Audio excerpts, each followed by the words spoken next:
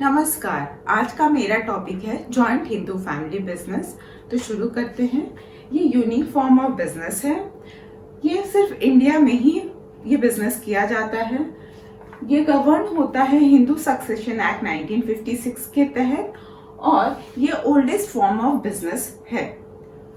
इसके डेफिनेशन पे आते हैं तो ये कहता है कि it refers to a form of business organization where in business is owned and carried on by the members of Hindu undivided family.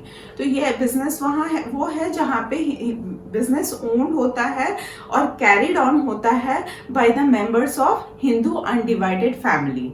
तो ये वो बिजनेस होता है जहाँ पे एंसेस्ट्रल प्रॉपर्टी होता है और घर के लोग होते हैं जो अनडिवाइडेड फैमिली मतलब जॉइंट फैमिली के लोग होते हैं और ये बिजनेस अपना कैरी फॉरवर्ड करते हैं, अपने बिजनेस को चलाते हैं। तो शुरू देखते हैं आगे का क्या फीचर्स है, क्या इसके बारे में और जानकारी हमें मिलती है। तो जॉइंट हिंदू फैमिली बिजनेस में बाय बर्थ ही मेंबरशिप मिल सकता है, अन्यथा नहीं। जॉइंट हिंदू फैमिली बिजनेस में 3 सक्सेसिव जनरेशन मतलब 3 पीढ़ियों को इकट्ठे वो मेंबरशिप ले सकते हैं और उसके बाद यहाँ पे कर्ता जो होता है मतलब हेड ऑफ द फैमिली होता है, वो मैनेजर होता है, वो बिजनेस को संभालता है, उसका डिसीजन ही फाइनल होता है और बाकी मेंबर्स को उनके डिसीजंस को मानना होता है। को पार्टनर्स के बारे में बताती हूँ कि को पार्टनर्स का मतलब होता है मेंबर्स ऑफ द बिजनेस। जो फैमिली के और भी मेंबर्स होते हैं, वो जो पार्टनर होते हैं बिजनेस के, वो को पार्टनर्स होते हैं, उनका भी शेयर होता है बिजनेस में। 2 system of inheritance according to Hindu law हमारे देश में चलता है जॉइंट हिंदू फैमिली बिजनेस के केस में। पहला है दया भागा और दूसरा है मीता का शारा। दया भागा जो है वो वेस्ट बंगाल में चलता है और पूरे देश में मीता का शारा चलता है। दया भागा में फीमेल मेंबर्स भी को पार्टनर्स होती हैं, वो भी बिजनेस को चला सकती हैं, देख सकती हैं, वो भी एक मेंबर होती हैं। जबकि मीता का शारा में जो कि पूरे ऑल ओवर इंडिया में चलता है, जहाँ पे सिर्फ लड़के ही को पार्टनर्स होते हैं, वही बिजनेस देख सकते हैं, उनका ही राइट होता है एंसेस्ट्रल प्रॉपर्टी में। अभी फीचर्स के बारे में बता देती हूँ। तो पहला फीचर है फॉर्मेशन।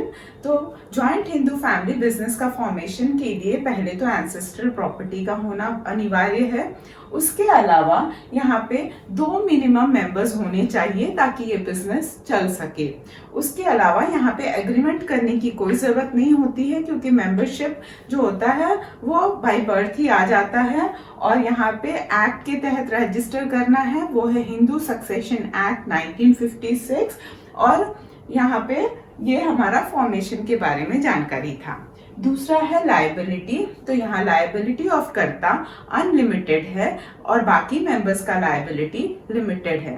अनलिमिटेड लायबिलिटी ऑफ कर्ता का मतलब है कि उसका जितना भी हिस्सा है वो बिजनेस में, एंसेस्ट्रल प्रॉपर्टी वाले बिजनेस में, उसका वो शेयर तो अगर स्टेक पे होगा ही, अगर वो लोन का अमाउंट करता रीपे नहीं कर पाएगा तो उसके अलावा भी जो उसने पर्सनली अक्वायर किया है प्रॉपर्टी, उसको भी बिजनेस के लिए उसको बेचना पड़ सके अगर उसका डेप्थ क्लियर नहीं हो पाता है तो। जबकि बाकी मेंबर्स के जो को पार्टनर्स हैं उनका लिमिटेड लायबिलिटी है, मतलब उनका जितना शेयर है बिजनेस में बस उतना ही स्टेक पे रहेगा। इन केस अगर पेमेंट डेप्थ हो गया एंड पेमेंट नहीं हो पाता है तो सिर्फ उतना जितना उनका हिस्सा है बिजनेस में, बस उतना ही वो से हाथ धोना पड़ेगा उनको, मतलब उतना ही वो बेच के उसका डेप्थ को चुकाना होगा। बाकी थर्ड पॉइंट है कंट्रोल। तो कंट्रोल पूरा बिजनेस का कर्ता के हाथ में है, कर्ता ही फाइनल डिसीजन मेकर है और सारे लोगों को उनका निर्णय डिसीजन को मानना ही होगा। फिर चौथा पॉइंट है कंटिन्यूटी। कंटिन्यूटी ऑफ बिजनेस में यहाँ कोई प्रॉब्लम नहीं होता है, बिजनेस आराम से कंटिन्यू होता है। अगर फैमिली में डेथ भी हो जाए तो कोई दिक्कत नहीं है। मान लीजिए कर्ता का डेथ हो गया है तो नेक्स्ट एल्डेस्ट मेंबर जो होते हैं फैमिली के, वो कर्ता बन जाते हैं और बिजनेस स्टेबल हो जाता है। लेकिन अगर किसी को बिजनेस टर्मिनेट करना है तो ये टर्मिनेशन म्यूचुअल कंसेंट से होना चाहिए सारे मेंबर्स के, नहीं तो फिर इनका बिजनेस चलता रहता है कंटिन्यूटी में, एज सच इनको कोई प्रॉब्लम नहीं होता है। और आखिरी पॉइंट है माइनर मेंबर्स, जिसका मतलब ये होता है कि सारे मेंबर्स ही यहाँ पे मेंबरशिप हो सकते हैं, को पार्टनर्स हो सकते हैं, क्योंकि मेंबरशिप यहाँ पे by birth in that particular family से मिल जाता है, तो माइनर भी यहाँ पे मेंबर्स रखते हैं। धन्यवाद।